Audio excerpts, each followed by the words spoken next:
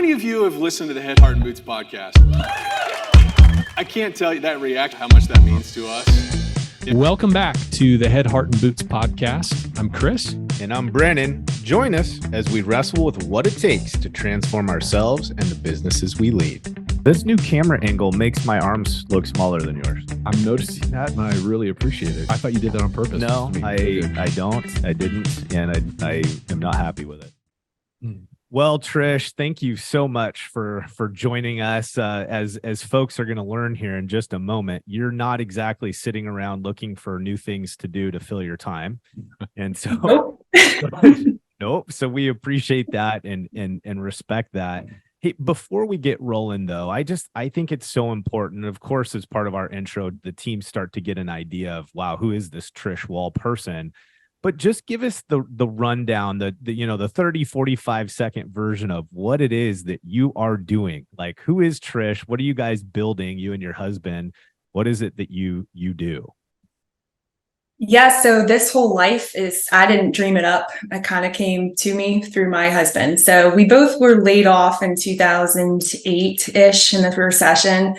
And Jim always wanted his own business, and he stumbled upon Surf Pro. And so we started with one license in Hunt Valley, Maryland, was undeveloped. And through the years, the last 14 years, we have grown to 15 licenses now between 4 different metro markets. So most of that growth has happened since 2019. But went from one employee, Jim, on the truck, doing all the calls, everything. I joined, and now we're up to 160 employees and trying to manage and navigate what that looks like and quickly growing. So 160 employees. Yes. Now, did I just hear this correctly, that it was just you and Jim until 2019 when you guys turned the afterburners on, or when? No. Okay.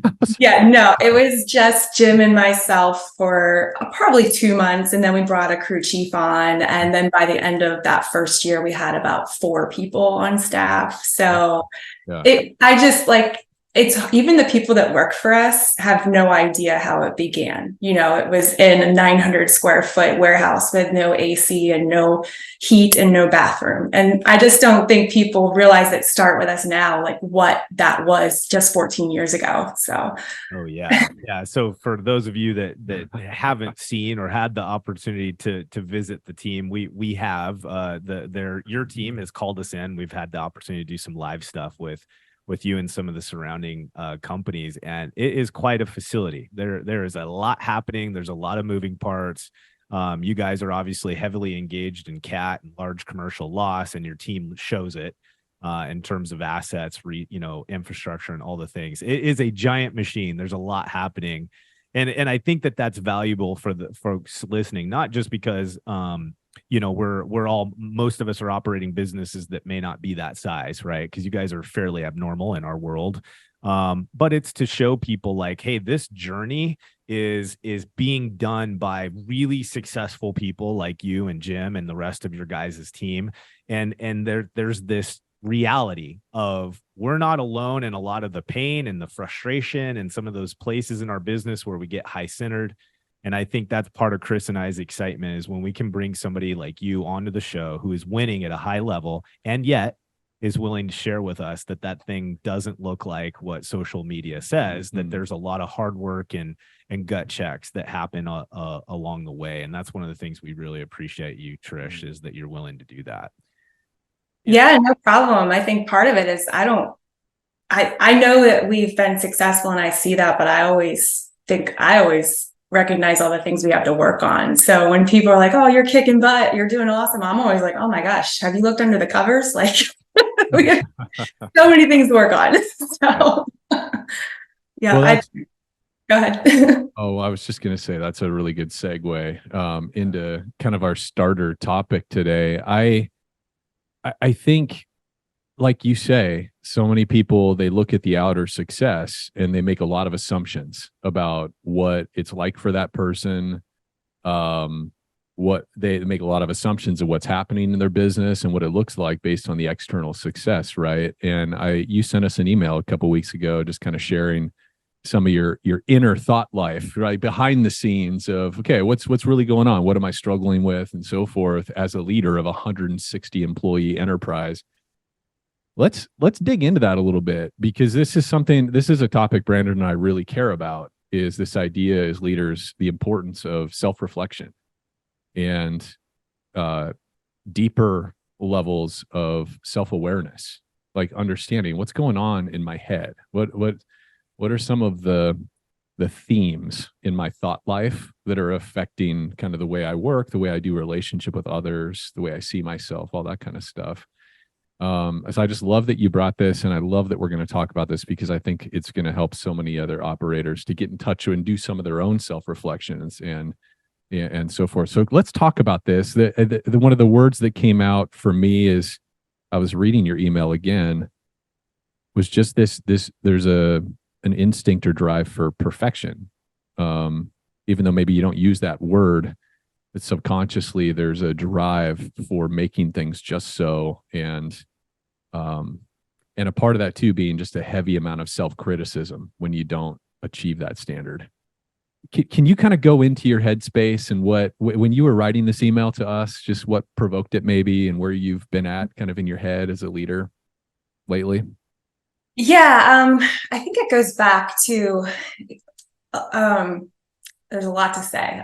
Let me think through this. So I'm not a perfectionist, but I do have perfectionist tendencies, and I haven't always been this way. I really haven't. Like, in high school, I got good grades. I was upper average sports, but I never really drove home hard trying to practice and be the best.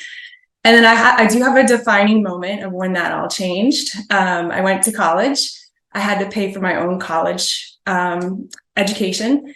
And I remember sitting down in my very first class, Economics 101, and just doing the math of how much money I'm going to be in debt when all of this is over. And if I don't get the best grades possible and the best job possible out of all this, what am I doing? This is like $40,000 at the time. For 4 years, it's much different now, but but that's kind of where it all changed, and where like I studied my ass off all through college and got fantastic grades and got a great job opportunity off of that, and then that great career experience because of that.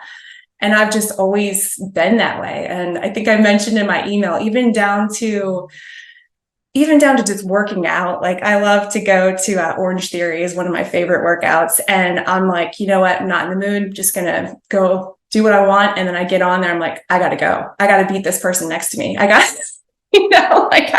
I just can't bring it down. I always have to go to the next level and try to be the best I can be at all moments. And that's just who I am.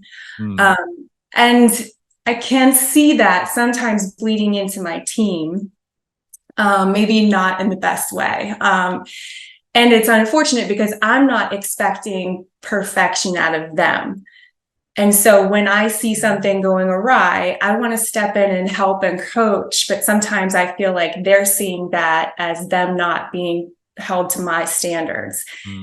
And that's not the case. I see it quite differently. I see it as I didn't do something for them that I should have been, like back, Jocko Willink extreme ownership, right? It's like, it's on me. I didn't do something to support them correctly. So it's just that perception that sometimes I struggle with, and I want them to know, I have a standard for sure that I need you to hit, because sometimes if we're not hitting that standard, there's significant consequences that happen. And so I want to make sure that we're there. But if you're not hitting that standard, I think that's on me, that I need to do something for you better so that you can be to where we need to be. And I hope that's not just word vomit put out there, but no, it's great. I think it's right on point. And here's what I'd kind of like to do, because I feel like there's almost two parts to this conversation potentially, right? There's this internal piece, which I don't want to skip over.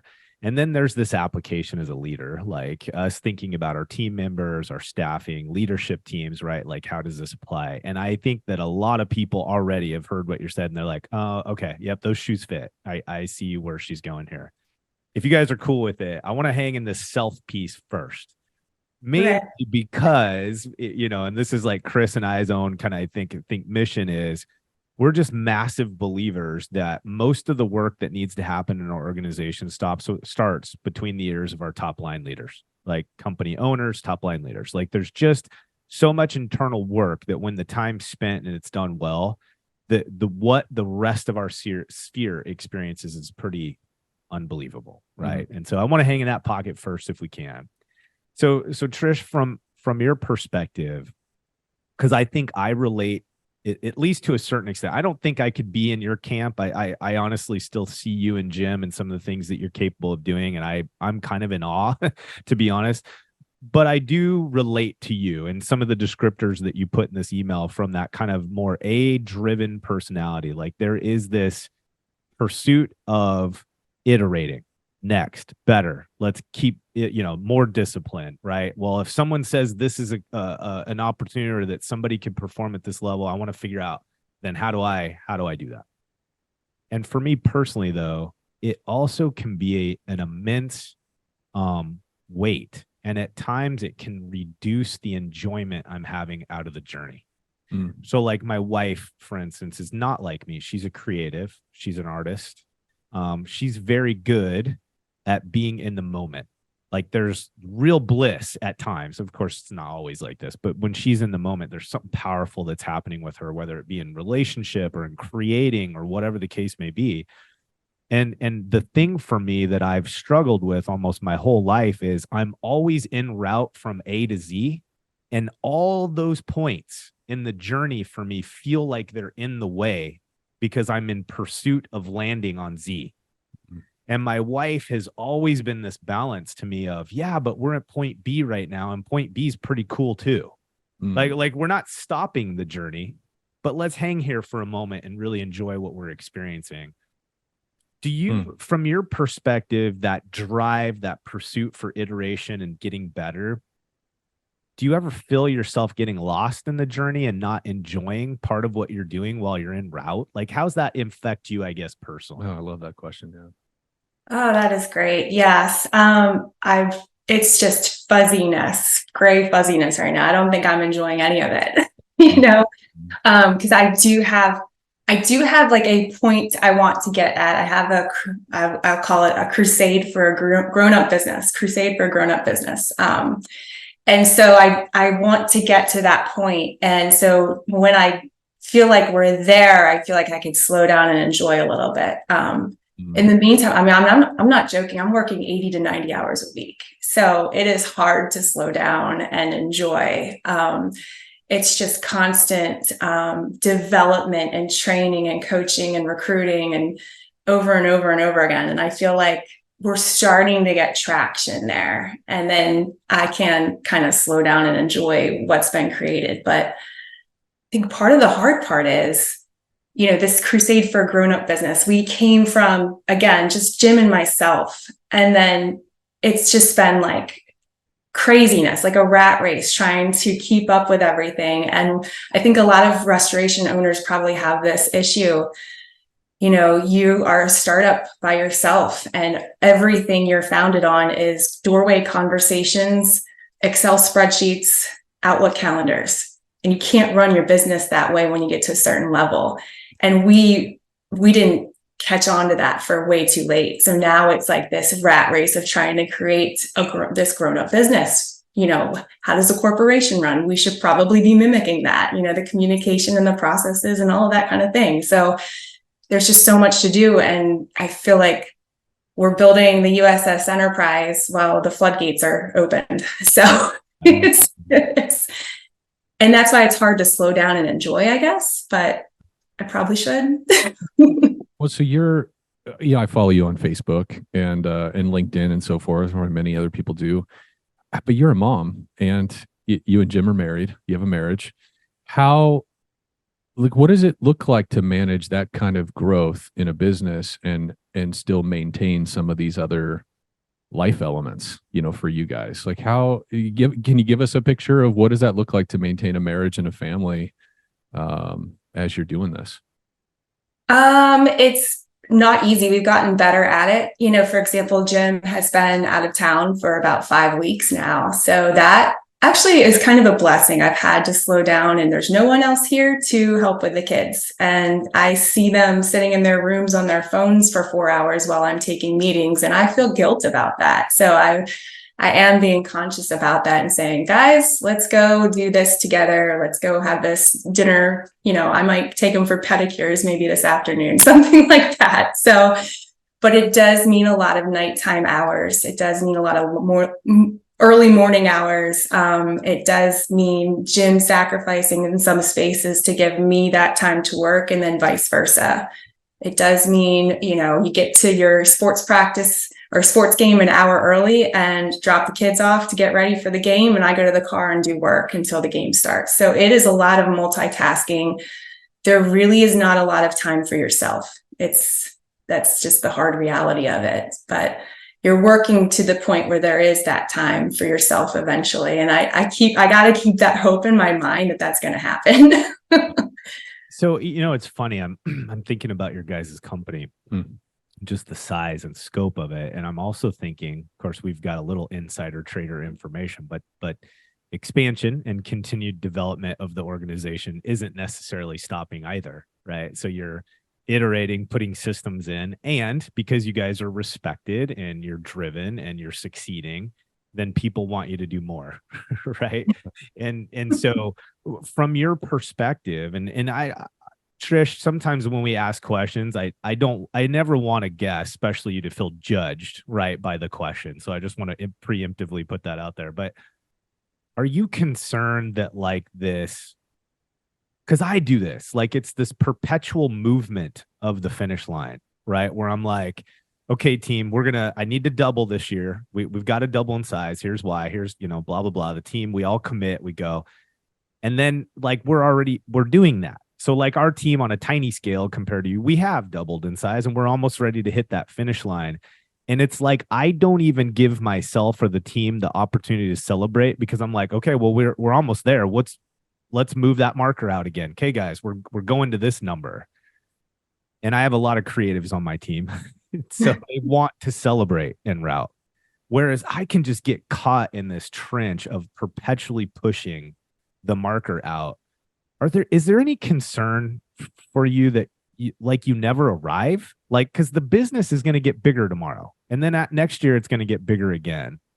Are you concerned that you're perpetually moving that finish line out and you'll never actually see it or experience it?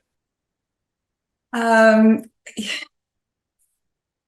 that's a great question. I guess that's something I get caught up. I'm like you, that's just what I'm used to. So I never really think about, the team. Do they feel that way? I don't know. That's a great question. But I can just say from the franchise perspective, we've got 950 owners all around us. And I can tell you, we are nowhere close to the largest. So I'm always looking, you got to be in a room, surround yourself with people better than you. So I'm always looking at those people that are way ahead of us, and I'm thinking, God, every year I think this is the year we're going to make the top 10.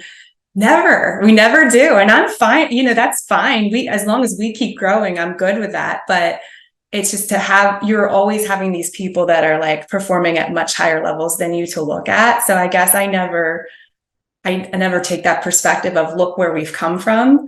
I don't think like that. I don't think, oh man, we used to just be a 2-person company making $300,000 a year.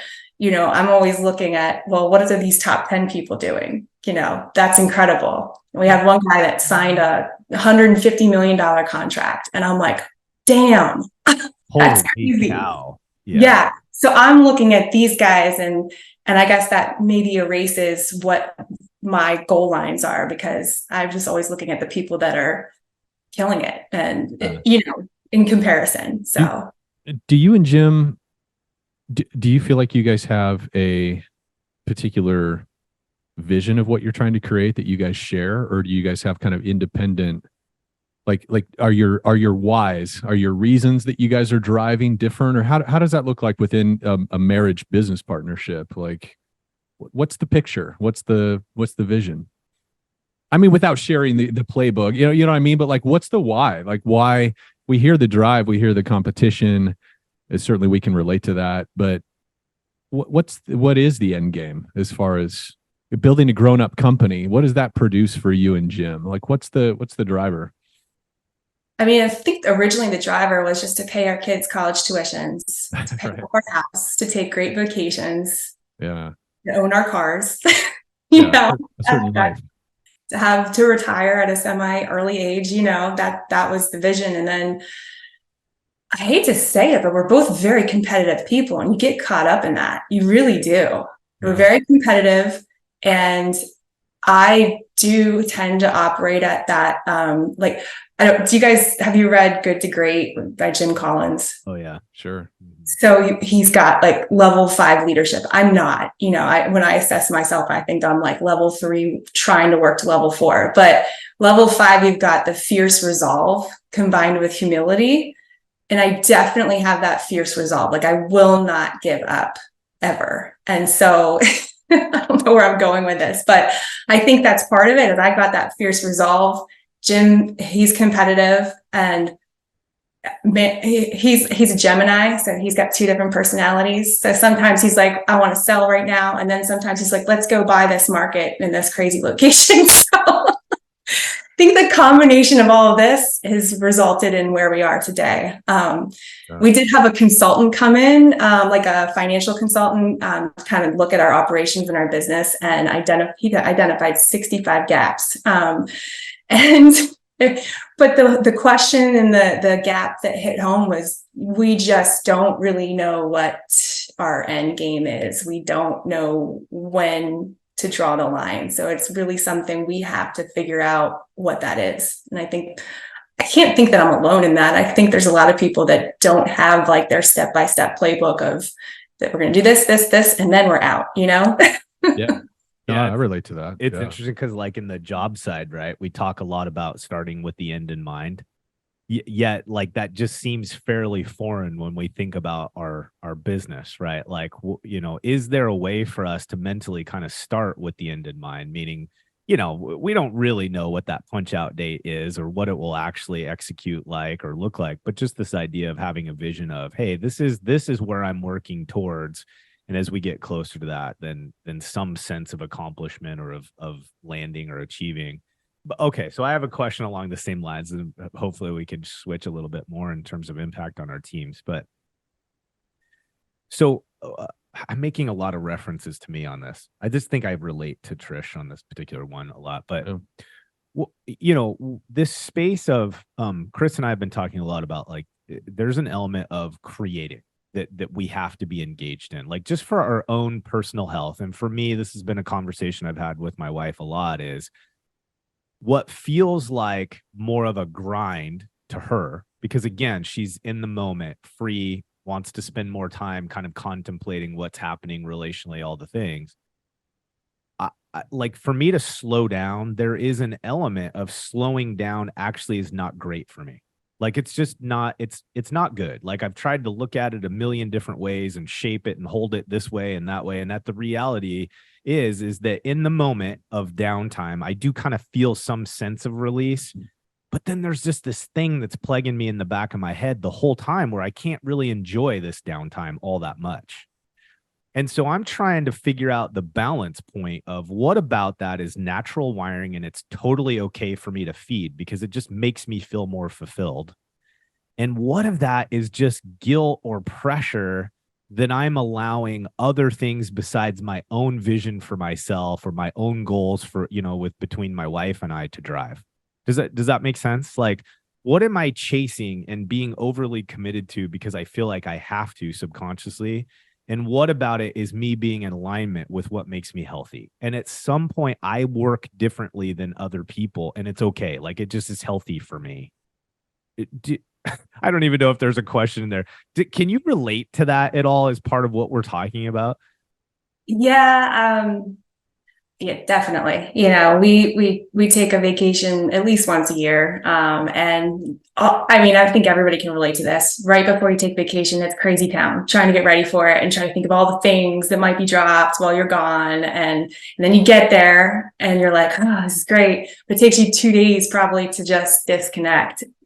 And then you're cool for like 3 days. You're like, this is great. And then you start getting anxiety again. going back, knowing what you're going back to. Oh yeah. And I mentioned this in my email, but I think this is really what brings me a lot of anxiety is, to step back a little bit, back in 2009, we did start our business together. I got pregnant with our second child and I stayed home for 8 years then. I had another child. So I was home from 2010 until about 2017, 2018. So that's a big chunk of time where Jim was running the business all alone. And he did a great job. I mean, he brought it from when I left, I think we were at $500,000. He brought it to maybe an $8 million business. That's a huge amount of growth, huge amount of people that were brought on. But there's also a lot that wasn't handled, because how can you do it all? So since the moment I came back in 2018-ish, there's just been a lot of projects, a lot of messes to clean up, a lot of things to organize. And I would say I've kind of been the fall girl in that respect, anything that wasn't handled comes to me to fix, to untangle, unwind, put back in order, put some documentation behind it, train everyone, and then hope to God that it's taken and kept accountable for. So that last piece, though, is the piece that's the hard one, is having our leadership understand it and keep the team accountable for it. And so that anxiety on vacations is what's been dropped and what am I going to have to fix when I get back? So that's really the driver for me of that anxiety. Yeah, I think that makes sense. Oh, it totally does. Yeah. How are you? I mean, it sounds like this is a work in progress, right? Mm-hmm. How are you currently approaching that accountability piece? I mean, I think every owner that's listening right now, or GM or senior leader, can relate to that anxiety, that tension of, is my team going to execute if I'm not there? How do you guys how do you, not you guys, how do you manage that accountability and execution piece? Do you have a certain cadence? Do you have a way you think about it? Is there a way that you do your one-on-ones? Like, how do you manage accountability in your part of the business?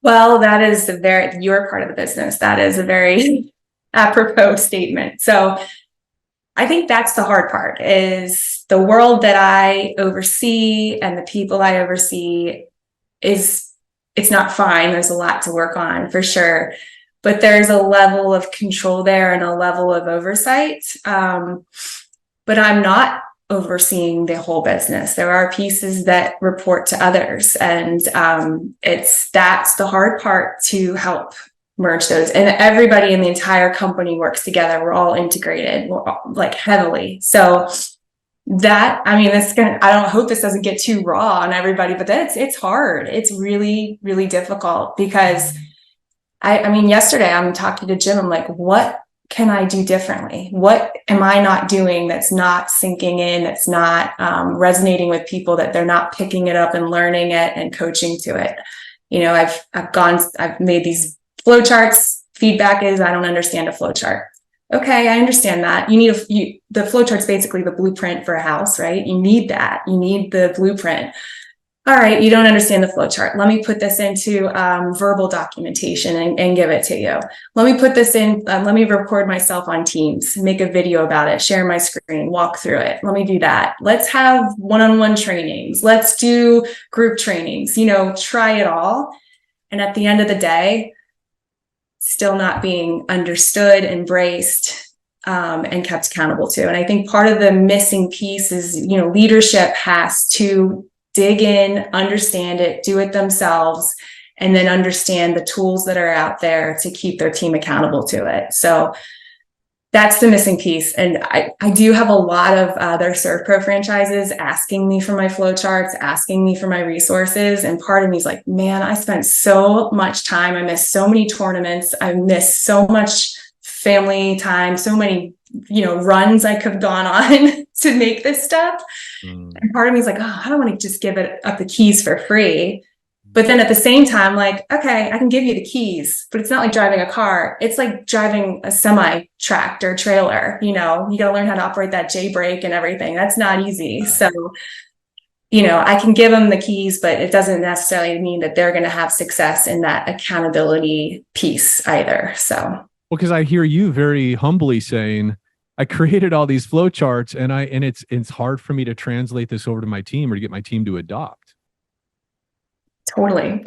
And listen, when you say that, I feel so much kinship in that space, because of course it's a lot of what we do. The way we're trying to help, restoration companies is introducing processes and always, I mean, Brandon and I wrestle with this too, is what is the best way to equip people around these processes and procedures? Like, what's the best way to teach and help them understand, like help them really get it and assimilate it into their, day-to-day, week-to-week process. And it's hard. It's like sometimes, people pick it up really quickly and they just get it. And you're like, wow, God, okay. If I expected that to be a little more difficult. And then other times where you think it's going to be somewhat, routine or kind of almost kindergarten, it's incredibly hard to get people to kind of coalesce around this new thing.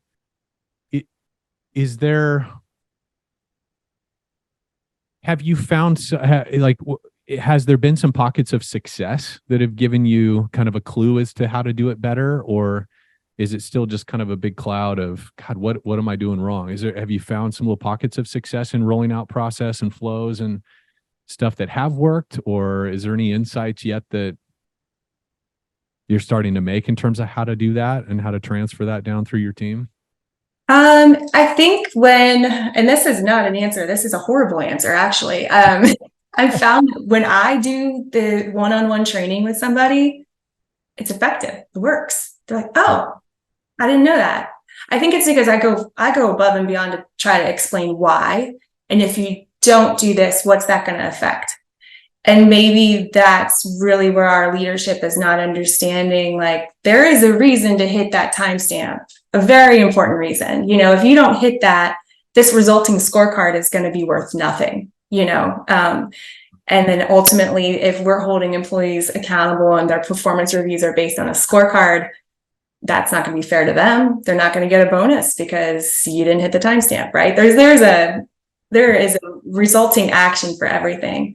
Yeah. So I found, like, our construction administrative team, I had a manager in place there, and then that did not work out. So now all 6 of those folks are now reporting to me, and I'm very quickly realizing what they know and how much they do not know. And so each team meeting we have, we're taking a portion of a flow chart and just walking through it.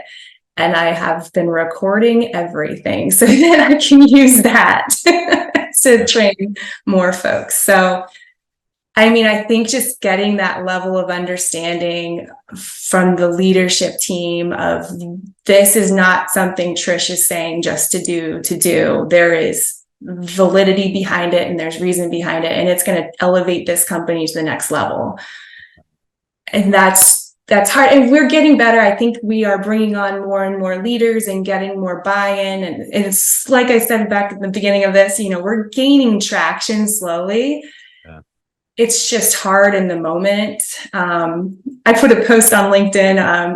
While we were on vacation, I listened to a podcast that was just a reading of a poem, If by Rudyard Kipling. Yeah. And I was like, oh my gosh, I was like bated breath listening to it. I'm like, yes. If what? I'm like, if I do all this, and then the end was like, you'll be a man, my son. I'm like, oh, I want to be like something else. But like, that didn't land quite where I was. I don't identify with that, but so be it. That's awesome. But I really liked, so I like cut out the 2 paragraphs I really like, that really spoke to me about that. And I'm like, okay.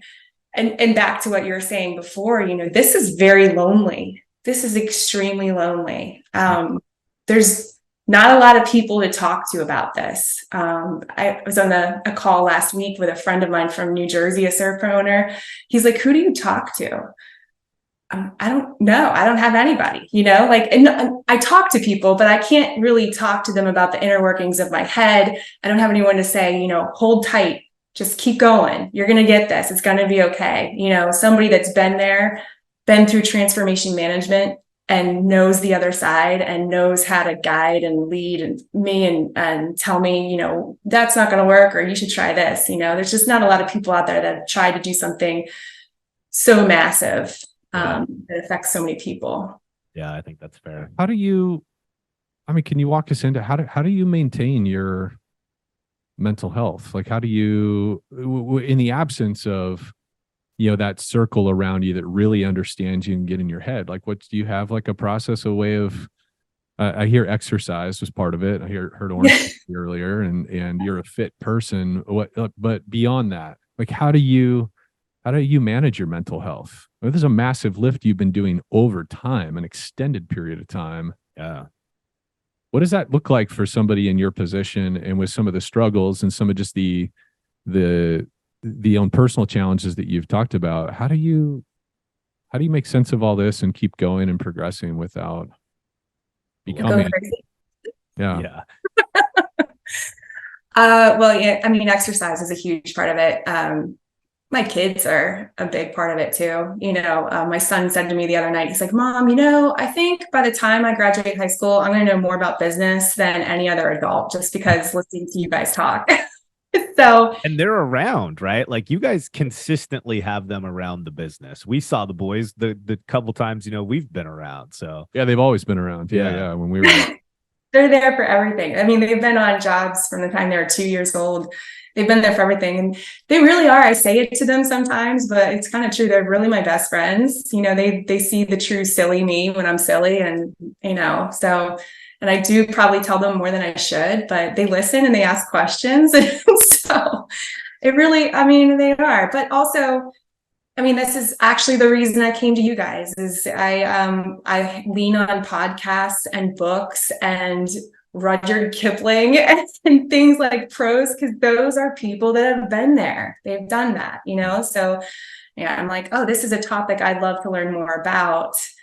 I put high standards, perfectionism, all that into Google and with leadership, and it was all negative stuff. And I'm like, that can't be real. You can't get to high places by not having high standards. So that's why I thought, well, maybe Chris and Brandon have some thoughts on this.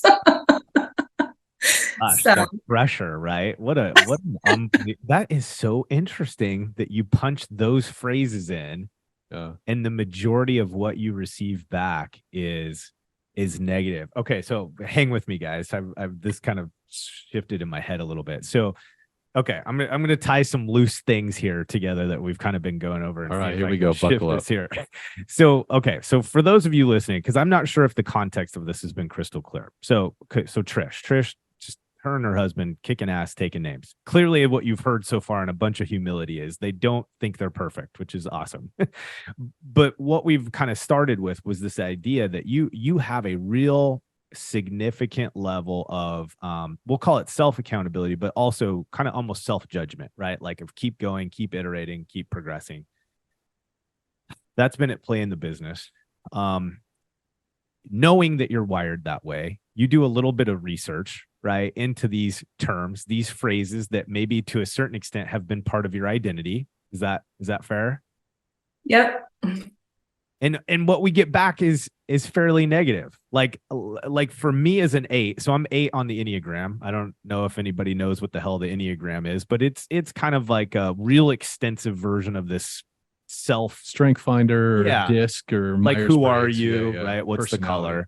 And 8s are drivers and challengers, and they also get nicknamed assholes. Okay. So now I'm an 8. Okay, where am I going with this?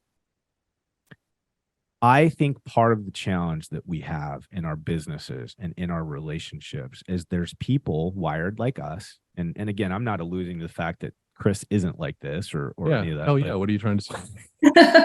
So when you're wired this way,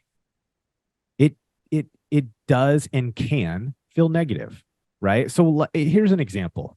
Last night, and this has been a consistent thing that sometimes pops up since Jana and I are working more cohesively together in this business, right? My wife again, the challenger piece doesn't motivate her. Like, me coming at her and saying, you know what you got to do, and this and that, and try this and put this in line and blah, blah, blah. Like, it just crushes her spirit. That kind of feedback is not what motivates her. Yet I fall into a category where when you tell me where I'm jacked up, there's a strong chance now that I know I need to work on that. I'm going to be fairly motivated through working through that thing. Right? I like that challenger contact, whatever you want to call it. Okay, where am I going? I would say the majority of our personnel don't. Like, I don't think that aggressive challenging works for most personalities. And I could be off. It's not concrete. It's just my opinion. So Trish, what I wrestle with in our business is, how do I ensure that the level of relationship that I've built with my key leaders, right? Let's just start there, because I can't talk to every single person on my team. What can I do in development of the relationship with my key leaders so that I have the credibility and the credit in the account to withdraw on when I have to challenge them? Like negotiating is not one of the variables I can pull. We're not negotiating. This is the standard. If we don't all perform to this level, we will never experience what we need to experience in this business, because someone will constantly be carrying something for someone else, right? Okay, where am I going? So I think this whole conversation that we're talking about is folks like you and I, we have to lead that way. Like, there's something special about a leader that can bring accountability and drive focus on a certain level of expectation. Yet we get frustrated because our teams don't necessarily buy in the same way we do. What can we do relationally with those folks to create the respect and the bandwidth to be able to challenge them at the level that we have to, in order for us to build the kind of organization that meets the standard that you have in your mind? Ready, go. Oh gosh. Brendan. No, right? Like, Yeah, where does that relationship component come up for you? Like, how do Yeah. you think about that? You have such a large team. Yeah, I think it's just a matter. I mean, you all talk about the cadence of meetings and one-on-ones and team meetings. And, like I said, the folks that kind of lay in my world, not everybody buys in, not everybody's on board, but for the most part, they see the vision, they see the why. And I think it's a matter of those constant touch bases. And I do listen. And I think that's part of it too. I have a high standard. I want to get here, but I want to do it collaboratively. If this idea I put out there and this process that I've written, if that's not going to work, I want to hear why. And I want to massage it to figure out how it can work and how it can fit both of our needs. So I think that's part of it, is you got to have a high standard, but you have to do it in a way that's reasonable and that's going to support everybody that they need, the way they need to be supported. We all want to be successful. We all don't want to be working 80 hours a week. We all want to kick butt, and we don't want these fires popping up, and we don't want to lose customers, and we don't want to miss invoicing. We all want the same thing, but it's got to be in a way that fits all of us the way that we need it to be fit. So I think having that just level of empathy for everybody, and making sure that they know if they come to you saying this might not work, that you're okay hearing that and you're okay working with them to make it work. And that's sometimes, I think that's that's probably one of the challenges. I think this is a therapy session for me, guys. I think that's maybe some of this. Some of the problem is, I was rewatching a meeting I had, laying out our morning WIP meeting needed some serious revisions. It just wasn't really effective and didn't fit the purpose that it should have. So spent a lot of time collaboratively with multiple people figuring out how this would work, laid it out, didn't happen. Coached for it again, didn't happen. Changed some things, coached it again, taped that, recorded it, and I looked back at it and I'm like, I'm asking for feedback. I'm asking if there's concerns. I'm doing all the things trying to get people to give me stuff. And it's just shaking heads. And I'm watching, I'm like, they're not comfortable telling me. They all hate this, but they're not going to tell me they hate it. So, and that's hard. And that's more the team that isn't really under my wing. And so maybe there's just not that comfortableness coming to me saying, we hate this is not going to work, but I need to hear that. I can't fix something if I don't know that it's not going to work. So, and I need to know, is it not going to work because you don't like change, or is it not going to work for a functional reason? Because that's two very different things. Yeah. We need to at least try it and make that leap to change and then determine that it's functionally not going to work. But we can't just sit there not using it. We got to at least try. So can you take a step further, and how are you currently planning to resolve that? Well, my dear husband's gotten more involved, so that's helped tremendously. His voice is heard for sure. Okay. So, Yeah. Okay. yeah, he sent an email out, and all of a sudden, look what happens. So, Yeah. Okay. All right. that's yeah. That's an interesting dynamic, and it's not abnormal, right? In the sense that, like, in maybe this isn't crystal clear, but you predominantly lead and cast strategy and vision over the administrative processes of the organization. Is that fair? Yes. And Jim's a little bit more oriented towards the actual service delivery, the field facing side of the operation, right? Yes. Yep. So the reason I just create that context is because this is an example that what's happening in our own businesses at a small scale, right? Because you guys are substantially good-sized operation. For the rest of us, though, it's the siloing, and we have some version of it. Sales don't speak with operations. Operation thinks sales just out glad handing all the time, and they have no connection to what we do. And admin is our support personnel, in quotes, where we as the field staff go out and do the real job. And then there's all these support staff that think about the administrative garbage that we have to be responsible for. I'm using all tongue-in-cheek reference here, just in case people aren't picking up on that. The silos, though, and I think relationally, this is one of those hot spots in our businesses that we as a team will often underestimate the importance of getting a grip on it. And what I mean is that it's very easy for us to create a relationship with our people. And I think some of the, by the way, I'm not saying that Jim is doing any of this. I just want to be clear. I think sometimes what we do as a leader, I know I'm susceptible to this because I want to be seen as the savior, the challenger, the good guy, that when they said, follow me, that the team won, right? Now there's that being lived out in action, meaning I'm consistent and I hold my team accountable and I set a standard and they hit it and we win. There's also the shortfall of this, which is I say things in certain ways, I posture in certain ways, and I interact with you in a certain way that makes you like me and trust me, but it doesn't necessarily give us the performance we need at a legacy level. Mm-hmm. And so what I see is leaders are very good at building a friendship or relationship with their staff. So they will do what they say, but they inadvertently create a lack of trust or commitment to a voice that comes from a parallel department, division, or leader. And I think one of the things that we have to do as a company is we have to establish clarity around a unified leadership front. Meaning that, and again, guys, I want to clarify, I'm not saying that Jim or Trish or anybody on Team Wall is doing this, but what we see often is we aren't unified as a leadership team. We might be on the surface in terms of, okay, we need this thing, we need this level of accountability or this process. Everybody agrees, okay, cool, high five, go out and do your job. But that's different than an integration of relationship where I have Chris's back. So as a leader in the company, what Chris is going to do with his team, I have to play a role in supporting and being a partner in helping his team succeed in that.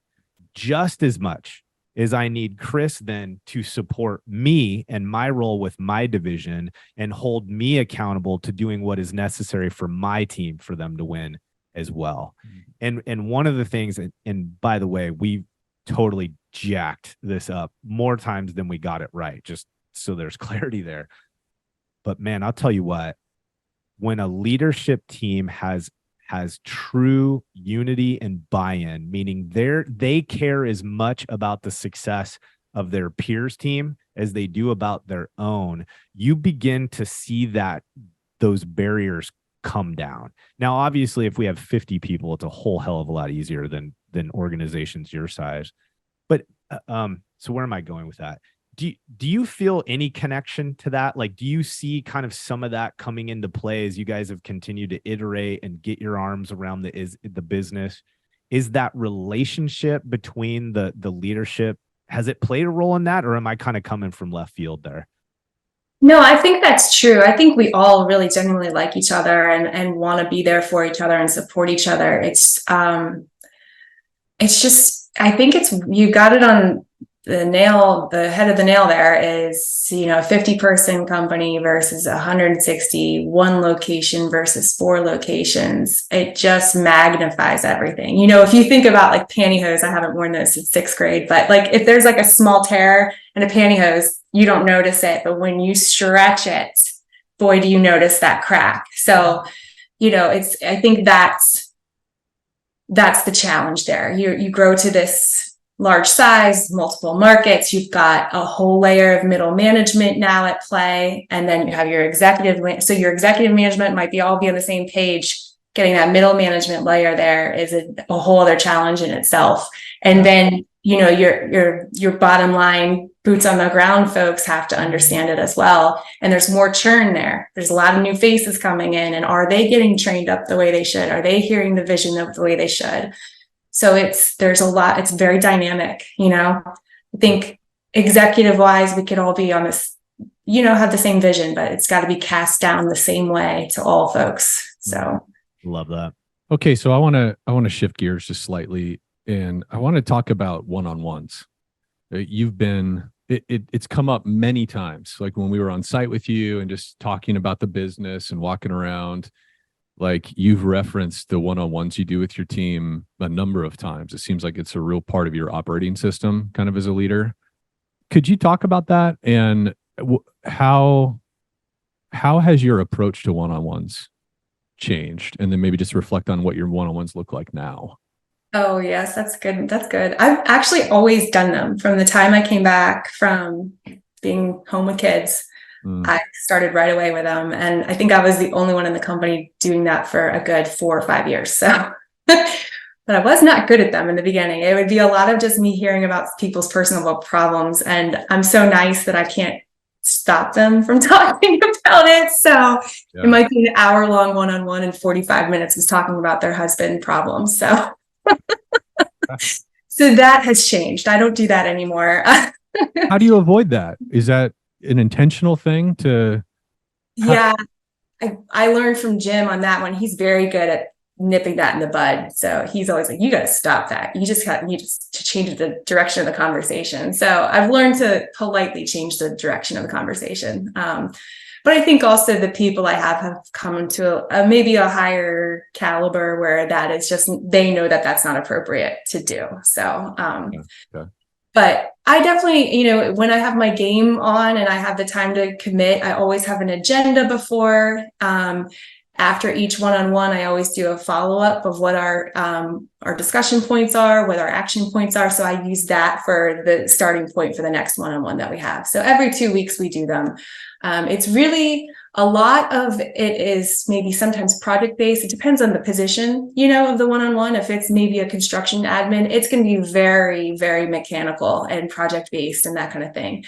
If it's somebody that's maybe a leadership position, we're talking about the people they lead, maybe some roadblocks are coming, solutions, things in the process that aren't working. We brainstorm a little bit on solutions to that. And then think about, interdepartmental roadblocks that we have. How can we navigate around that? So higher level conversations to some degree. And then I did listen to a podcast a couple of months ago that I really liked. And they said I'm going to butcher it, but there should be 3 questions at the end that you ask.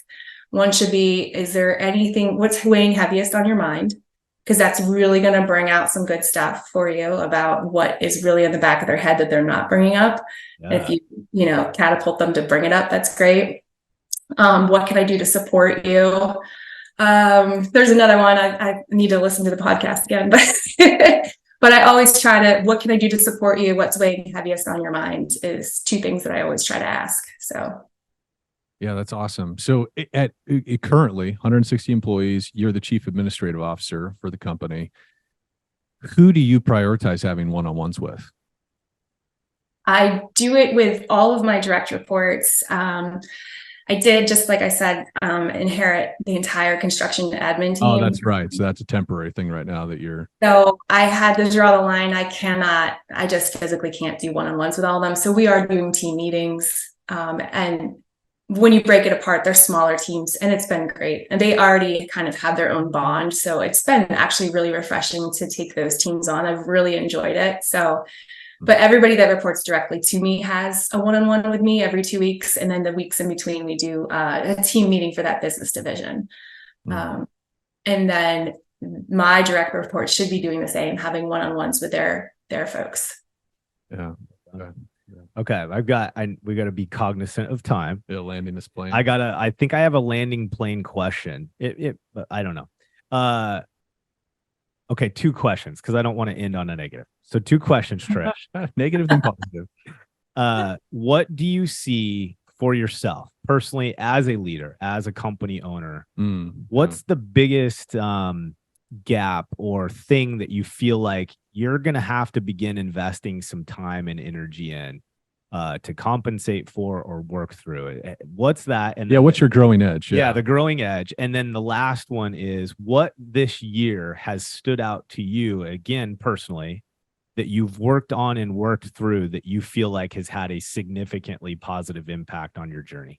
Those are the 2 questions. Okay. All right. So the first one, I've built out an org chart. It's always changing. And I have built in some upper level management positions that I was afraid that we might not be able to support yet, or maybe I could do it. I don't need somebody yet. I know I need someone eventually, but not yet.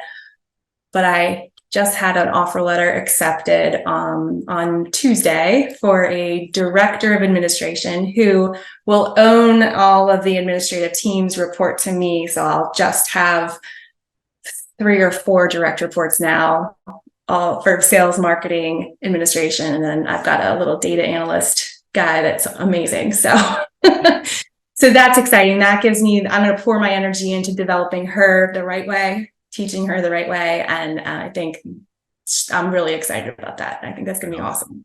Yeah. It's going to be a great asset. I think she's going to get a lot of respect from the entire team. I think it's really going to be good stuff. So that's exciting. Yeah. And the second question, personal. Yeah. Just like that thing that you feel like for you is, it's a leading edge. Like I got to do some work here. I'm not necessarily going to do it tomorrow, but this is a thing on my mind that I'm going to have to engage in. Oof, that's a good one.